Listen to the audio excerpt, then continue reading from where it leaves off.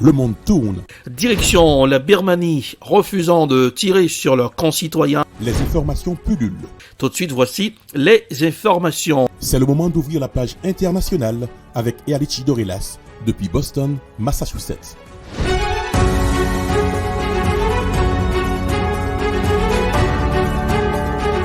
Mesdames, Messieurs, bonsoir. Jeudi 6 octobre 2022, avant-dernier numéro de la semaine pour la page internationale au Grand Journal de 14h depuis la newsroom dans la capitale des grandes universités du monde, Boston, Massachusetts, Erlichi Dorelas, pour présenter la page internationale. Jacques Mel pour le Grand Journal, Joël François Rubans sur les manœuvres techniques. Bonsoir aux auditeurs de la radio évangélique Hosanna 102.3 FM à Jacmel. Nous irons en Haïti trouver de l'essence, c'est un luxe. Les pénuries dans les stations se multiplient, les prix du marché noir explosent. Conséquence, les entreprises d'eau potable suspendent leur livraison faute de carburant. Alors que l'épidémie de choléra reprend sur l'île, voici un reportage signé France 24.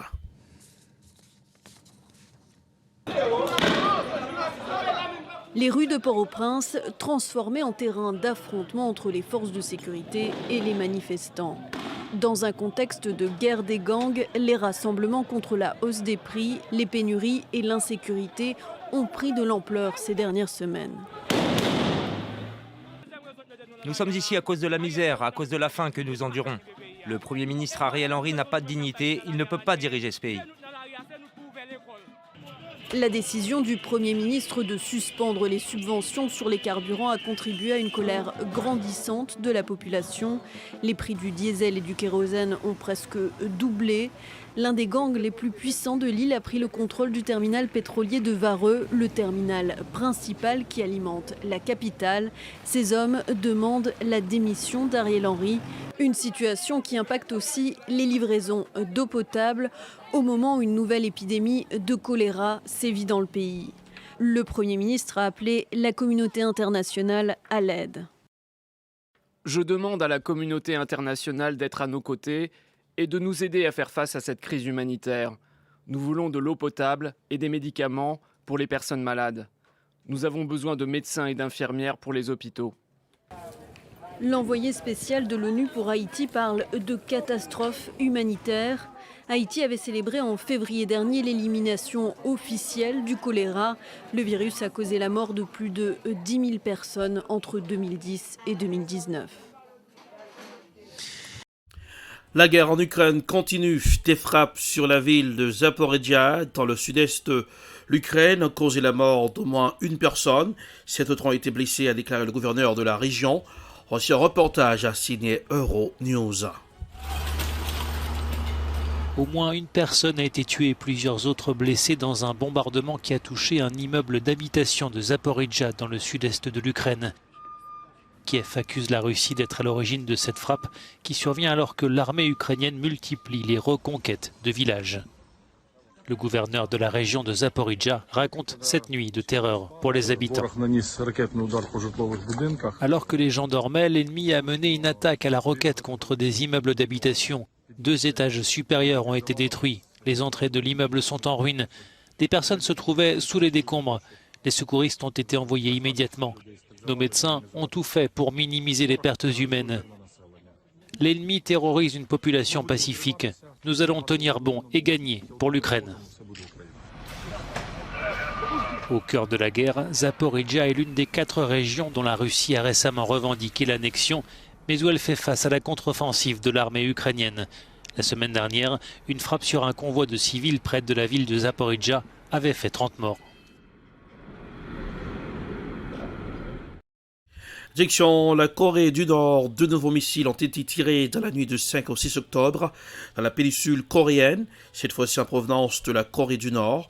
Des tirs qualifiés par Pyongyang de juste mesure de rétorsion envers les États-Unis et la Corée du Sud après leur exercice militaire dans la région. Voici un reportage à signer RT.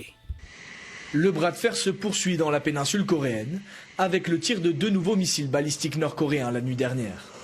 Des exercices intervenus alors qu'au même moment, à New York, le Conseil de sécurité de l'ONU se réunissait pour évoquer le survol du Japon par un missile nord-coréen mardi matin. Au cours de cette réunion, la Chine, alliée de la Corée du Nord, a souligné le rôle joué par ses rivaux, selon elle, dans cette nouvelle crise. Sur la question nucléaire, les États-Unis jouent deux poids deux mesures et sont engagés dans des manœuvres politiques empoisonnant l'environnement sécuritaire de la région. Dans ce contexte, les tensions accrues dans la péninsule ne devraient pas être une surprise. L'ambassadrice américaine, Linda Thomas Greenfield, s'est dédouanée de toute responsabilité dans les tirs nord-coréens. Il s'agit d'un effort évident de la Chine et de la Russie pour récompenser la Corée du Nord pour ses mauvaises actions et cela ne peut pas être pris au sérieux par le Conseil. À la lumière de l'escalade des provocations de la Corée du Nord et de son retour aux essais de systèmes à longue portée, la prétendue base de la résolution n'a plus aucune validité ici. Nous devons nous tourner rapidement vers le renforcement du régime de sanctions 718 et non les alléger. Mardi, la Corée du Nord a tiré un missile balistique de moyenne portée qui a survolé le Japon, une première depuis 2017. En réponse, Séoul et Washington se sont alliés pour une démonstration de force en lançant 4 missiles balistiques de courte portée en mer du Japon. Les États-Unis manifestent ainsi un soutien ferme à leurs alliés, tout en adoptant dans le verbe une attitude plus conciliante. Nous appelons la RPDC à s'abstenir de nouvelles provocations et à s'engager dans un dialogue soutenu et substantiel. Nous continuons à consulter étroitement nos alliés, comme en témoigne le nombre de communications de haut niveau qui ont eu lieu entre les agences et leurs homologues. Et je voudrais également réitérer que nos engagements envers le Japon et la République de Corée sont inébranlables. Une mise en garde qui n'a pas fait scier Pyongyang.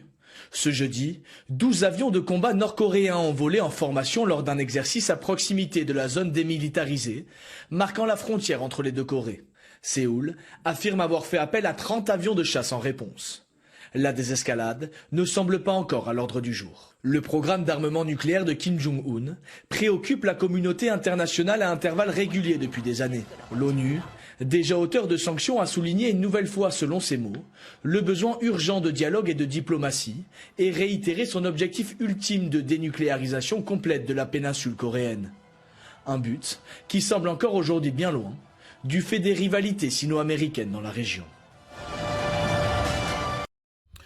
Au Burkina Faso, de nombreux Burkinabés considèrent comme une bonne chose la nomination du capitaine Ibrahim Traoré comme président de la transition. Voici un reportage à signer Africa News. Ibrahim Traoré est le nouveau capitaine du navire battant pavillon Burkina Faso. Cet officier de l'armée qui était à la tête des militaires qui ont chassé le lieutenant-colonel Damiba du pouvoir en moins de 72 heures a été nommé président du Faso mercredi. Dans les rues de la capitale Ouagadougou ce jeudi, la nomination de ce béret rouge était sur toutes les lèvres. Je pense que comme on n'est pas encore arrivé au niveau des assises, c'est une bonne chose qu'il assume lui-même, en attendant que les assises puissent déterminer qui va continuer avec la transition. Moi, mon problème, comme c'est un jeune, il a besoin de conseils. Comme c'est un jeune, il a besoin de conseils. Sans le conseil, ça ne peut pas aller. On souhaite qu'il n'a qu'à écouter les conseils pour prendre la route. À la tête de l'État, le capitaine Traoré devra composer avec la communauté des États d'Afrique de l'Ouest. Pour ce Burkinabé, par contre, son président peut faire fi de cette organisation sous-régionale. Je ne veux même pas que le gouvernement, que le capitaine Traoré respecte la calendrier du CEDEAO. Nous, on ne vit pas du calendrier de la CEDEAO. On ne veut pas la CEDEAO. La CEDEAO n'a jamais résolu un problème en Afrique. À 32 ans, le capitaine Ibrahim Traoré devient le plus jeune chef d'État au monde devant le président chilien Gabriel Boric, âgé de 36 ans. Zoom sur le monde, que se passe-t-il dans le monde? Jacques Beau qui commentait de l'échec de l'Occident dans sa politique de lutte contre le terrorisme en Afrique et dans le monde entier. Écoutons un extrait de l'émission. Les Occidentaux, de nouveau, comme je viens de le dire, ont une approche paternaliste à l'égard des Africains. Vous savez, c'est l'Afrique, pour prendre cet exemple, mais on pourrait certainement prendre le même exemple en Asie, hein, mais je connais un peu mieux l'Afrique. L'Afrique est une mosaïque, et cette mosaïque, c'est pas simplement la mosaïque des pays sur la carte, c'est la mosaïque des tribus qu'on ne voit pas sur la carte, qui est derrière les frontières qui sont sur la carte. Et c'est chaque fois des perceptions, une manière de voir le monde qui est différente, même à quelques kilomètres de distance, même quelquefois à l'intérieur du même pays géographique, si vous voulez. On a des perceptions totalement différentes. Et si on arrive dans ces pays avec une opinion déjà faite, on est irrémédiablement condamné à l'échec. La sécurité, elle doit être adaptée à ce que les gens en attendent. Et pour qu'elle soit pérenne, vous pouvez imposer la sécurité par la force. Bon, vous faites débarquer 100 000 hommes, vous mettez des barbelés partout et puis vous faites de la sécurité. Mais ça, c'est pas la vraie sécurité. C'est une sécurité factice qui durera autant que sont les militaires là. C'est exactement ce qu'on a vu en Afghanistan. À peine les militaires sont partis que de nouveau la société reprend ses droits et rétablit les règles selon lesquelles elle peut vivre. C'est d'ailleurs la constatation que j'avais faite quand j'étais en Afghanistan, c'était l'incompréhension totale des Occidentaux par rapport à la réalité des Afghans.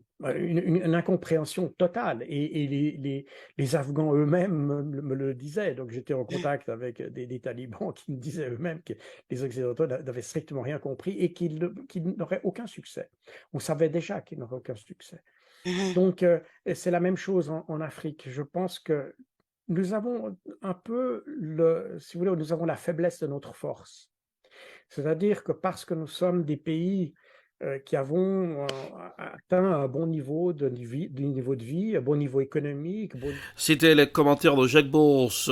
C'est la fin de la page internationale pour aujourd'hui. Merci de l'avoir suivi. La production est signée Ed Prod. Réalisation Télébeltop pour le compte de la radio évangélique Hosanna 102.3 FM à Jacmel. Pour présenter la page internationale, Erlich Dorelas depuis Boston, la capitale des grandes universités du monde. Le soleil de retour dans le ciel aujourd'hui. Bonne température sur Boston, même quand c'est l'automne. 72 degrés Fahrenheit, 22 degrés Celsius. À Jacmel, 87 degrés Fahrenheit, 31 degrés Celsius, voilà. Bonsoir Lionel, bonsoir Rubans, bonsoir aux auditeurs de la radio évangélique Hosanna 102.3 FM à Jacmel. Passez un excellent jeudi. Bonsoir, à demain. C'était la page internationale avec Erlich Dorelas.